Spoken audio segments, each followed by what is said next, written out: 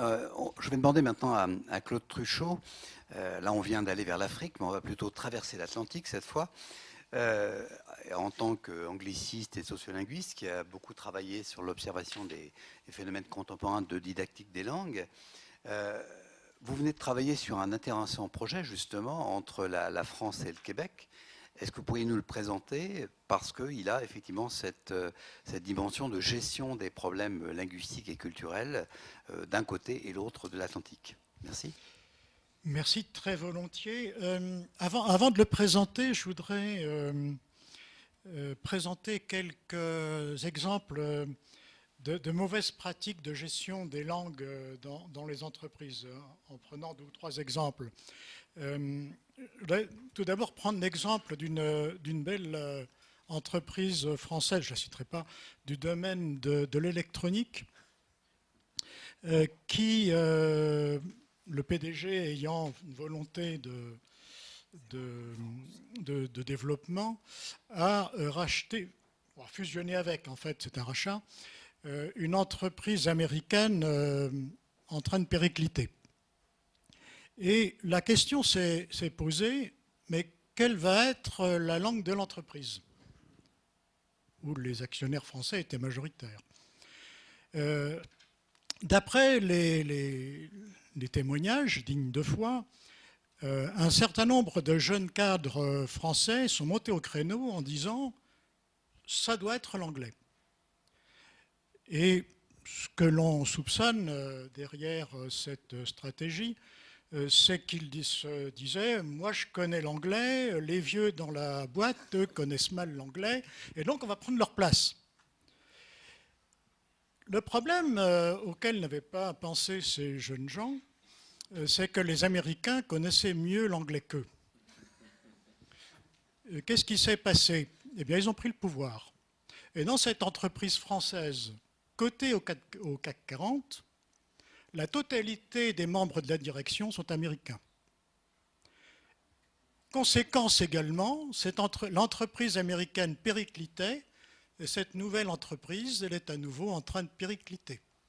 Donc les Américains, en fait, grands gestionnaires que l'on sait souvent, qui se disent tels, ma foi, ils sont en train de faire péricliter cette entreprise et on peut se poser effectivement un certain nombre de questions sur la pertinence des stratégies utilisées. Je vais donner quand même aussi un deuxième exemple qui est plus restreint et qui, cette fois-ci, là j'ai parlé de la direction, cette fois-ci je vais parler des salariés.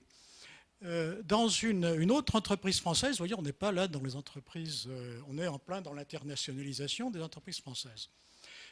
Une entreprise française, récemment, a fait installer dans sa filiale, qui se trouve en France, qui fabrique des produits laitiers, un logiciel en anglais pour faire fonctionner les machines dans l'entreprise. Ça concernait à peu près l'usage de ce logiciel, concernait à peu près 200 personnes, essentiellement des techniciens et des ouvriers, sans formation à l'anglais. Enfin, on leur a fait une petite formation, mais pas grand-chose.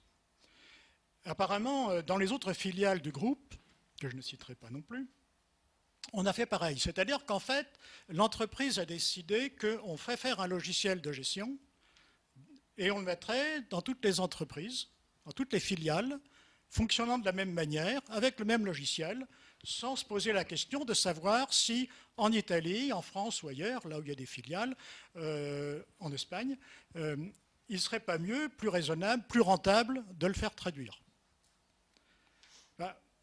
En désespoir de cause, et comme la direction ne voulait pas lâcher, les salariés français, leurs organisations syndicales, se sont retournés contre l'entreprise devant la justice, puisqu'il existe une loi dans le code un élément dans le code du travail qui dit que lorsqu'un document comporte des obligations pour le salarié ou des dispositions dont la connaissance est nécessaire à l'exécution de son travail, il doit être en français. Et donc, cette belle et grande entreprise a été condamnée. J'ai autant vous dire que le PDG n'était pas très satisfait de ce qui s'est produit. Mais ce que ont mis en évidence les syndicats, c'est que, bon, d'une part, bien entendu, il y avait un problème pour eux, c'est-à-dire qu'ils estimaient être en moins bonne position pour faire leur travail, ils étaient handicapés, mais en plus, ce handicap était préjudiciable à l'entreprise. Parce que l'entreprise, elle perdait de la compétitivité, elle perdait de la productivité. Et donc, c'était une vision économiquement à courte vue, mais également socialement à courte vue. Alors, c'est ce qu'on a pris en compte dans ce projet dont Jean-Claude a parlé, c'est-à-dire un projet franco-québécois de construction d'un outil de gestion des langues en entreprise. On a essayé de chaque côté, au Québec d'une part et en France d'autre part, de relever cette fois-ci non pas des mauvaises pratiques, mais au contraire des bonnes pratiques, parce que tout le monde dans les entreprises n'a pas, loin de là d'ailleurs, de mauvaises pratiques. Il y a aussi beaucoup d'entreprises qui ont réfléchi à la question des langues, peut-être ponctuellement sur tel ou tel aspect, mais qui ont quand même réfléchi. Et on les a rassemblés. Bon, par exemple, en France, on a fait une enquête dans une dizaine d'entreprises. On a interrogé à peu près 25 personnes.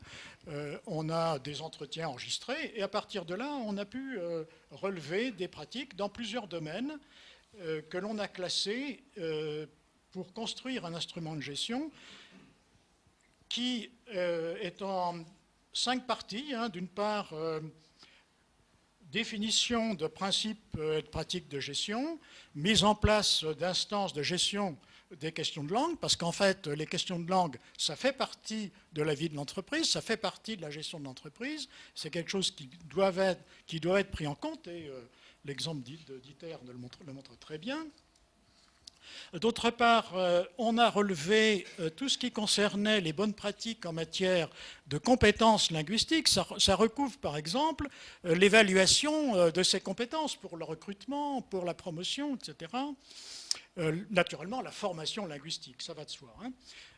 On a ajouté aussi, ça on en parle moins, tout ce qui concernait la communication interne, en distinguant communication écrite, communication orale, et en faisant une place particulière, bien sûr, aux technologies de l'information, et notamment à l'usage des logiciels dont je parlais tout à l'heure.